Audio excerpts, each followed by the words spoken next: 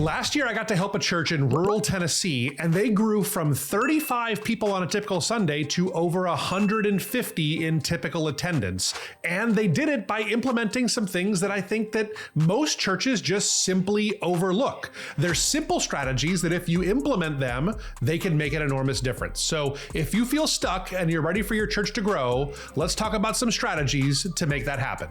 Let's do this. Well, hey guys, I'm Thomas here from Reach Right. We put out new content like this every single week. So if this is something that helps your church out, it would mean a lot to me if you'd hit that subscribe button. Now, here's something that I found having helped 750 churches here at Reach Right is that most churches are not growing, not because they have bad worship or their sermons aren't good enough, but it's because they're almost invisible in their communities. Your church needs a simple social media strategy. And I want to put the emphasis on that word simple. I find so many churches that are caught in one of two places. Either they do almost nothing, or they post as they feel like it, or they feel like if they're gonna get serious about social media, they have to post on every channel, every day, all the time, and it's just overwhelming. I think the best strategy for most churches is to meet that somewhere in the middle. Choose one channel where you can really lean in and commit to being consistent. For most churches, I think Instagram is the best place to get started. A few years ago, I probably would have recommended Facebook, and maybe in the future, I'll recommend TikTok or some other channel. But right now, Instagram is the place where I think most churches will see the highest return on investment. Now, as to what does that strategy look like? Well, I think it starts with coming up with a schedule that you can stick with. And as a minimum, I would recommend posting 3 times per week on Instagram. The key is to make sure that you're putting out good quality posts, and I would say the number one opportunity you have right now is by posting reels.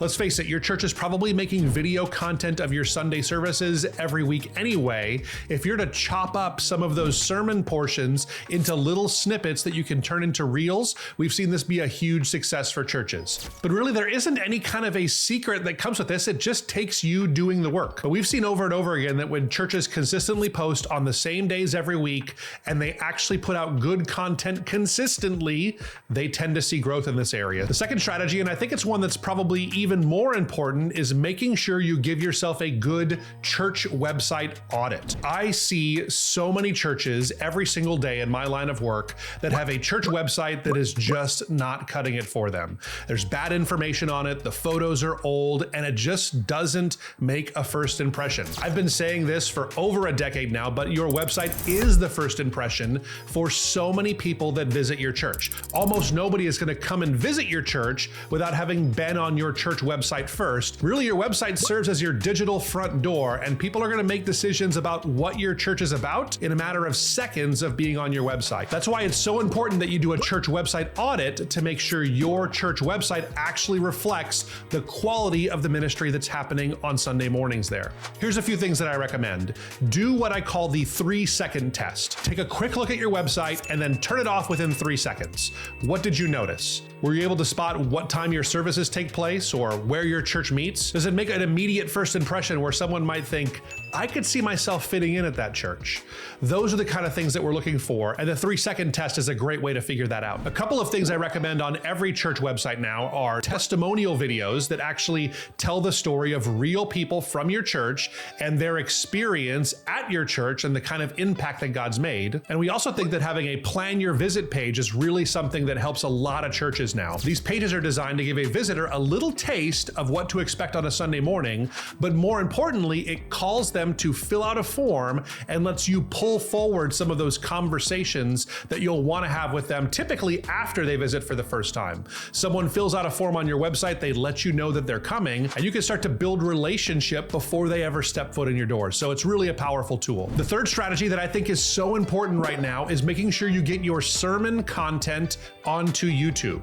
Now, I want to be specific about a couple of things. I am saying your sermon content, not your entire church service content. So many churches make this mistake and they put their worship and their announcements and their sermon onto YouTube. But in reality, when people click on your YouTube videos, they're almost always just looking for the sermon portion of your service. When you look at the analytics, everybody will tend to skip the entire beginning of the service when worship and the announcements take place, and then there will be a big spike of people that are looking to watch the sermon part of your message. This is actually a bad signal to YouTube, and it's telling the algorithm that people don't find the first half of your video interesting.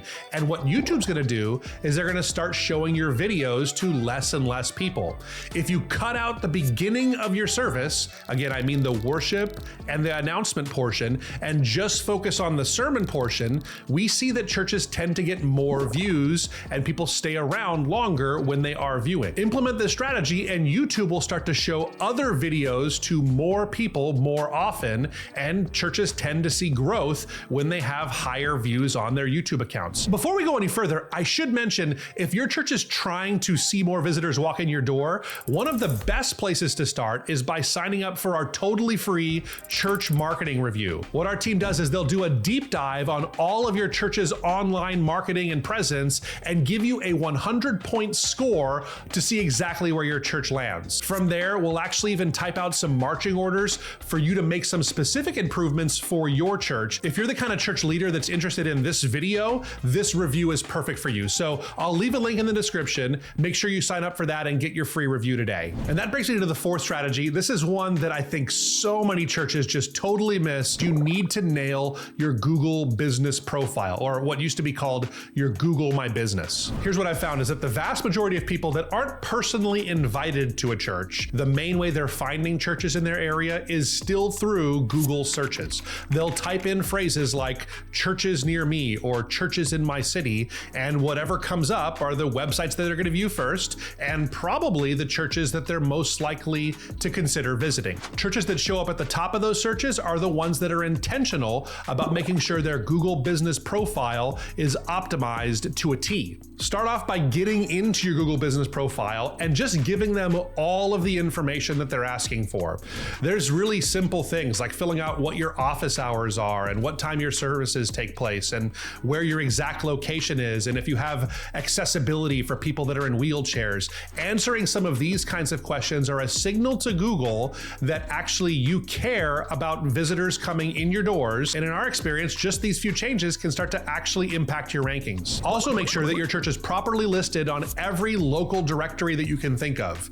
Make sure that they always get your name, address, phone number, or your NAP. Make sure they get that exactly right and it's presented in the same way every single time. For instance, if you are First Baptist Church of Nantucket, make sure that some of your listings don't say FBC Nantucket or just First Baptist Church, but it's listed the same way every single time. Finally, to optimize your Google business profile, you want to make sure that you're getting reviews. Now, this might seem weird to you. Why would a church need reviews and why would I want something like that? Well, think about it differently. Think of a review on Google as a testimonial or someone telling about their experience personally at your church. These things work for restaurants and for plumbers, and believe it or not, they work for churches too. People want to hear that other people have had a good experience at your church before they show up for the first time. The fifth strategy, and the one that I think has probably made the biggest impact in my ministry, is really dialing in your visitor follow-up system. I got to admit, for years, I just kind of ignored this, and I find that so many churches make that exact same mistake. Visitors come in and we have something that resembles some kind of a process to follow up with them and see that they get connected, but I find that so many churches don't execute it well, and a lot of people wind up falling through the cracks. And I know because I've been there and I've been a part of that. We actually systemized a process for exactly what we wanted to do for every visitor that walked in our doors, both on Sunday and what we would do for them after that Sunday and how we would communicate with them. On Sunday, it's so important that you get people's information, whether it be through a digital card or what I find still works well is a physical card that someone actually fills out and puts into the offering bucket. You need to capture people's name, email address, and phone number if at all possible. Get this information and then work a specific system to contact people over a set number of days to make sure that they have the best chance possible of coming back and visiting your church on a future Sunday. to be honest with you, I want to take all the guesswork out of this for you. We actually did a whole video that breaks down the complete process that I implemented at my church to help more visitors make that step of becoming a visitor and turning into an attender or a fully committed member. In fact, I want to give the entire script to you, and to that end, I have a whole video about it. I think it's what you need to watch next. It breaks down the exact words that I use in each one of those pieces of communication, and I actually give you a free download so you can actually implement those exact words at your church. Just put in your church name and you're ready to go. Watch this video next.